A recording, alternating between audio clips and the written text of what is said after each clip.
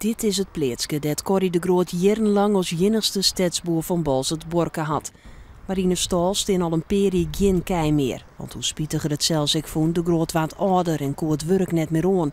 In 2003 moest hij pine in het hert afskiën nemen van zijn kei. Naast boer wie de Balzertrek een fanatiek sporter. Hij voetballen bij Boswardia en fietste 50 keer de Alversterrentocht. De laatste keer deed het zelfs met een verslieten knibbel. Op ijs ried hij de Alversterrentocht 2 keer. En dan weer nog het vrijwilligerswerk dat er hem voor inzetten. Corrie de Groot verstoort Ties die thuis.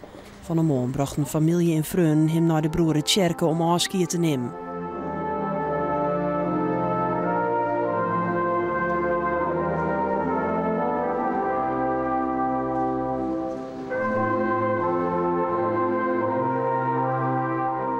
Welk kind dat in Balzert geboren werd, zal zich niet Corrie herinneren op de wagen, achter zijn paard Sietske of op deze Peugeot-fiets?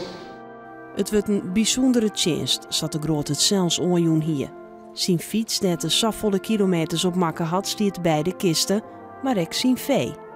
Jos Visser wie jarenlang bevreugde maar de Groot.